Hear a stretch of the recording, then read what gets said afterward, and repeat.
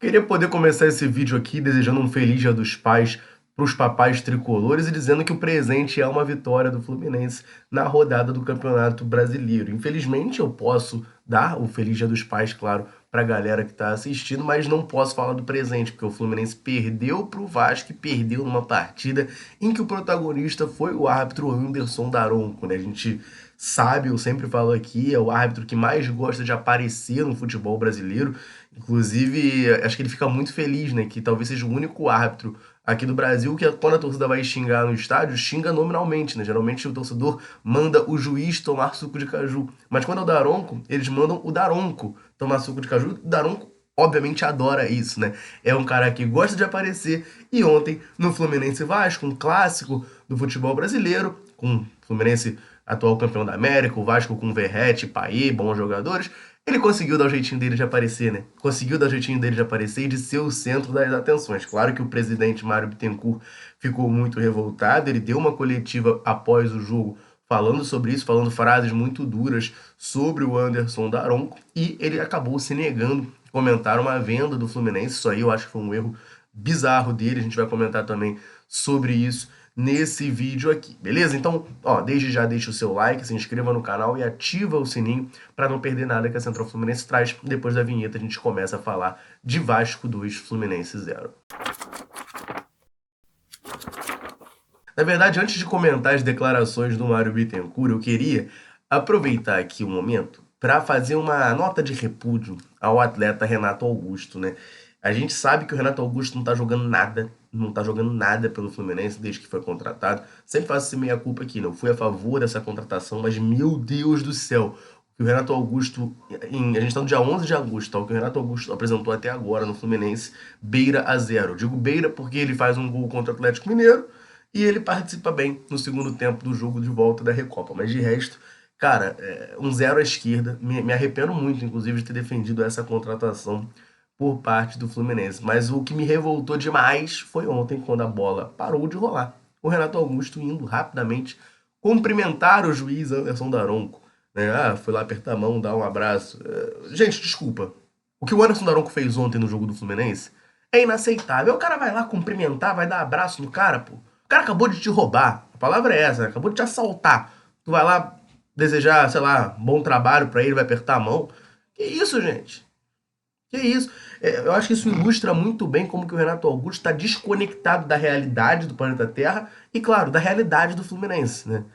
É assustador, assim, assustador. O cara não consegue render dentro de campo, ainda faz um papelão desse, né? E o Ganso tomou o terceiro cartão amarelo no jogo de ontem, tá suspenso, e eu já deixo aqui desde já o meu apelo ao Mano Menezes. Não me invente de botar o Renato Augusto titular contra o Corinthians, tá? Pelo amor de Deus, não invente de fazer isso. Bota o Lima no meio campo, joga com 3 volantes, faz o que você quiser, mas não bota o Renato Augusto titular contra o Corinthians, tá? Esse é o apelo que eu já deixo aqui de antemão nesse vídeo.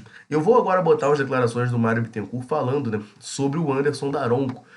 Com muita razão, Mário Bittencourt reclama dele, fala que vai ao STJD, né, vai fazer uma notícia de infração no STJD, que não vai ser só o ofício, né, porque o Fluminense faz aquele ofício, aquela notinha contra a arbitragem. Ele garantiu que não vai ser só isso. Se liga na declaração do presidente. Se o lance foi inconclusivo, por que o VAR chamou ele para ver um lance inconclusivo? Então, são 3 lances do mesmo gol. É uma falta no zagueiro nosso, a bola bate na mão do Léo Pelé. E me desculpe, assim, o movimento do Verratti é um movimento de que a bola bate na mão. A bola bate na mão, ele bota a mão para cima para dizer não bateu. Tem 5 jogadores do Fluminense mostrando que a bola bateu com a mão. Então, o que acontece com o Daronco, sinceramente, com relação a ele especificamente, muitos outros erram também, é que ele tem que ter a humildade de parar, porque está feio, ele não consegue acompanhar o jogo. Os jogadores todos comentam que ele, quando tem um tiro de meta, ele manda esperar bater para ele poder andar até o meio de campo para poder acompanhar o jogo. Então, há um momento, assim como jogador de futebol, assim como qualquer profissional tem que ter humildade para se aposentar, alguns atos também tem que ter essa humildade. Sim, ok? Porque eu vejo tantos jogadores de futebol espetacular dizer, olha, já era, já deu para mim, não dá mais. Isso tem que ter na arbitragem do futebol brasileiro. Não é possível que a gente tenha árbitros que não tenha mais nenhuma condição, e o pior, que apitam jogos dessa magnitude, que apitam no Flamengo e Palmeiras durante a semana, um jogo importantíssimo, com duas equipes fortíssimas. Isso prejudica o trabalho, assim. Não prejudica o trabalho só do Fluminense. Isso prejudica o trabalho, todo mundo trabalha no futebol. E a declaração do Mário Bittencourt clamando que Anderson Daronco se aposente, né? Eu não vou entrar na questão física, né, que ele aponta ali, que o Daronco pede pro jogo parar pra ele poder voltar no meio do campo de tiro de meta, porque eu não me sinto capaz de avaliar isso. Agora, tecnicamente, o Daronco é um árbitro que erra e erra muito, como eu falei no começo. Ele é um árbitro que gosta demais de aparecer.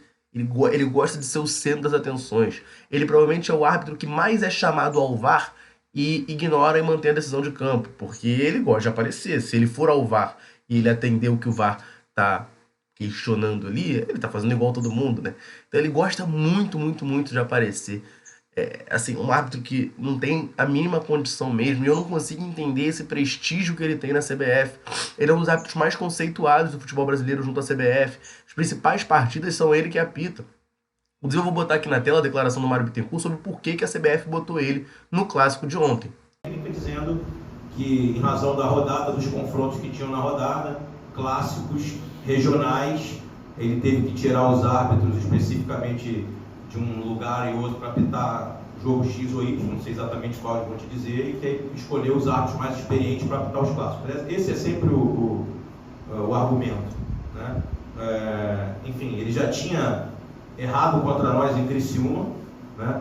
Eu acho engraçado que em Criciúma ele deu tempo cravadinho de acréscimo, e na hora que a gente pegou um contra-ataque, ele marcou uma falta, matou o nosso contra-ataque na última bola do jogo. Em compensação, em Cuiabá, ele deu 6 minutos, depois ele deu mais 2, depois ele deu mais 1. Né? Então, assim, e aí hoje, enfim, hoje ele fez o que ele fez. A questão dos acréscimos é uma questão que aconteceu e, assim, acho que não prejudicou nenhum momento nem outro. Né? Não sei se aquele contra-ataque ia ser bom, mas hoje é uma...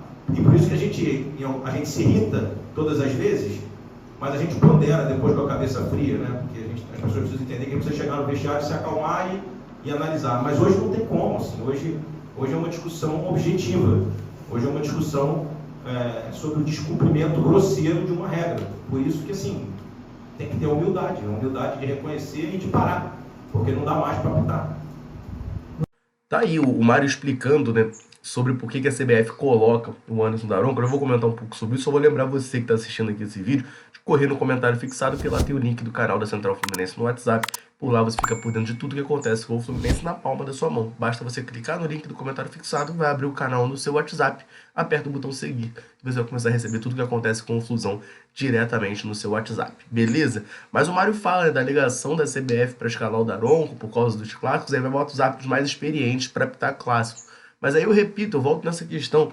Cara, é incompreensível o prestígio que o Daronco tem. Eu falei isso no vídeo que eu gravei antes do jogo.